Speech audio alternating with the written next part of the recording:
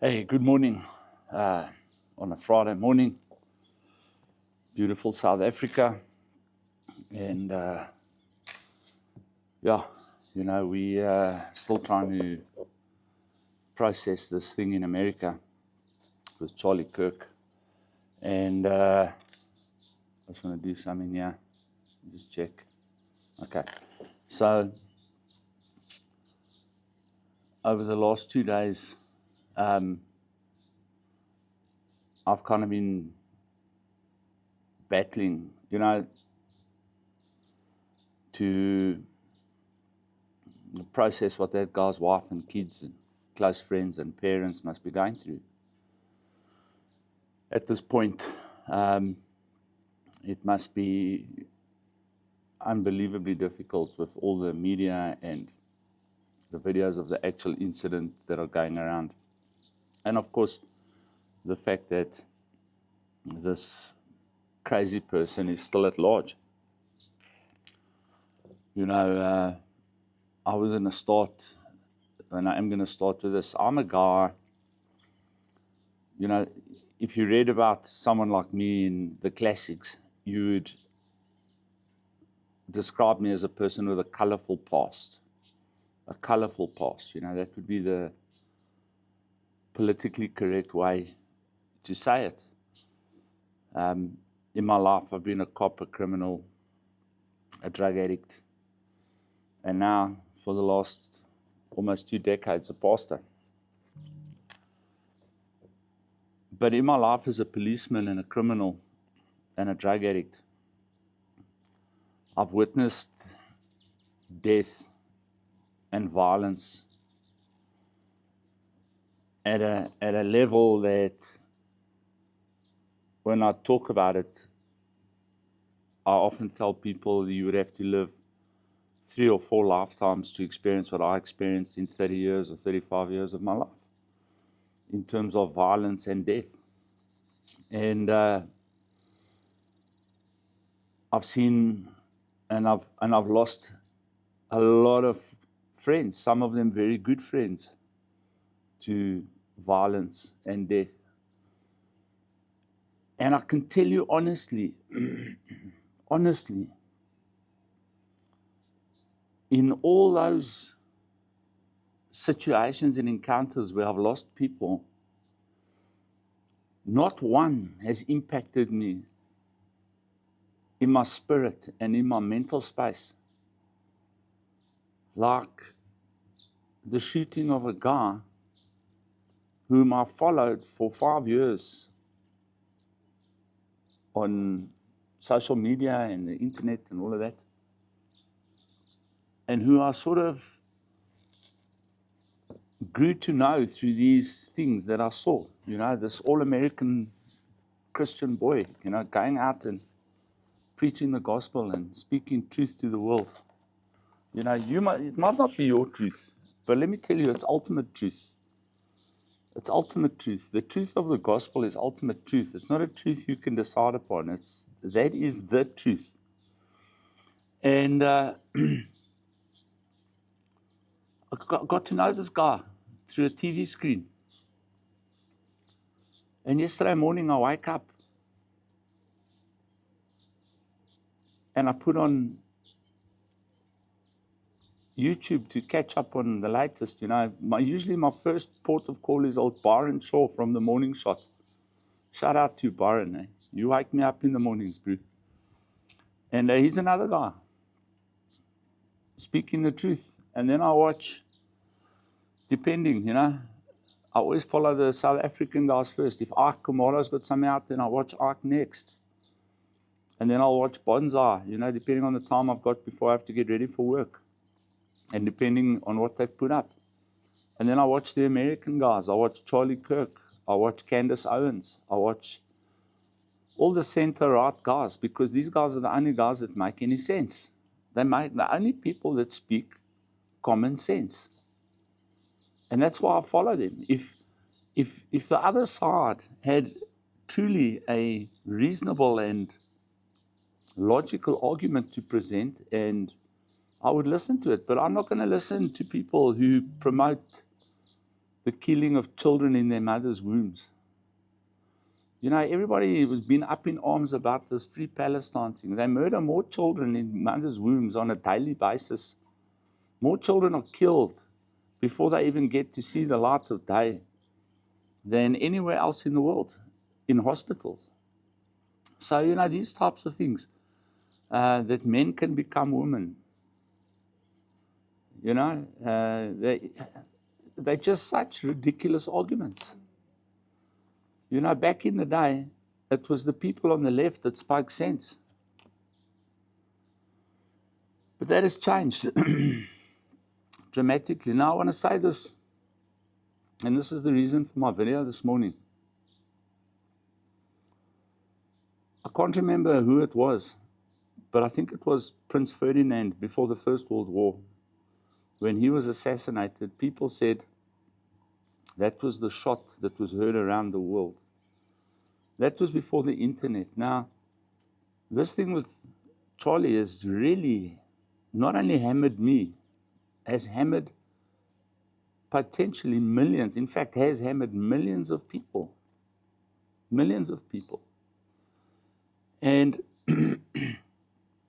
everybody's calling for calm, and everyone's calling for sense, and everyone's calling for all these types of things.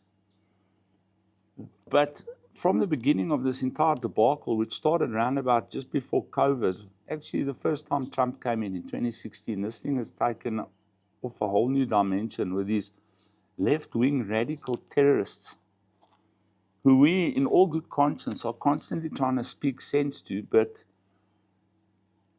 are just constantly resorting to these acts of terror around the world again.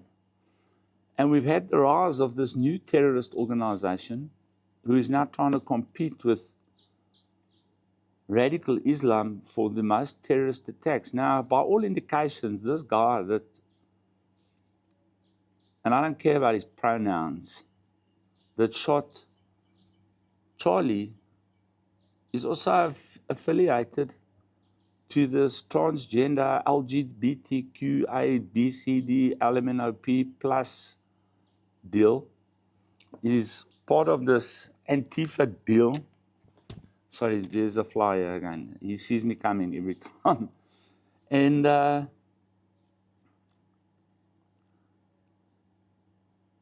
in the face of an argument that he cannot respond to, decides to end this man's life. Now, I want to know, I'll get to what I want to know. I just want to say this. All these people that were cheering and raving and so happy about this, what you're not understanding is that that guy, let me start here. What you don't understand is that Charlie taking that round and giving his life, okay, first of all, primarily, okay, has ignited something in people around the world that is going to change the world forever. That I promise you. The crusader spirit, the warrior spirit in the moderate right person has been ignited. You have lit the fire of God in peaceful people. I'm telling you that right now. I can see it, and I shudder to think what the results are going to be. Tomorrow, Tommy Robinson is leading 1 million people through London who watched one of their heroes, one of their most outspoken heroes, fall on the battlefield 2 days ago. The shooter, with one bullet, and I want to tell you this so that you understand what he's done, has completely silenced the left-wing movement worldwide. No one is going to listen to your Free Palestine stories anymore. No one is going to listen to your transgender equality stories anymore. No one is going to listen to your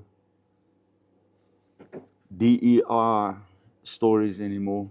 Combined with this young lady that was just hacked to death on a train in North Carolina. People can see what you are. You've exposed yourselves for what you really are, what you've really always been. Violent, radical lunatics who use all kinds of identity politics to try and get your way, which is to ultimately destroy humanity and destroy decent people's lives. And that shooter has completely silenced you because no one wants to hear what you have to say anymore. And that's it. And that's my view for today. And I'm hoping that they catch that guy as soon as possible. And I'll tell you what I'm hoping for. As I tell you honestly, from my heart, what I'm hoping for. I'm hoping they catch him. And I'm hoping they take him to a black site, a CIA black site, outside of the borders of America, to go and have a conversation with him, a lengthy conversation involving pliers and blowtorches and water and electricity, to find out exactly who put him up to this. That's all I'm hoping for. I know it won't happen because the Americans are highly civilized people, and they'll let their rule of law pervade, which is the right way. My way of thinking is the wrong way of thinking. But that's how I feel. You know, I'm not a vengeful person. People have harmed me badly in my life, and I've never taken revenge, ever. Not once. Not once, ever. But in this case, you know, I'm hoping that the vengeance of the Lord will come through the intelligence organizations of the United States to find out exactly what's going on. And I think you on the left have got big problems because you also just happened to shoot one of the closest friends of the most powerful man in the world, and in my view, probably the most militant Republican that has ever stood on that podium or sat behind the desk at the Oval Office.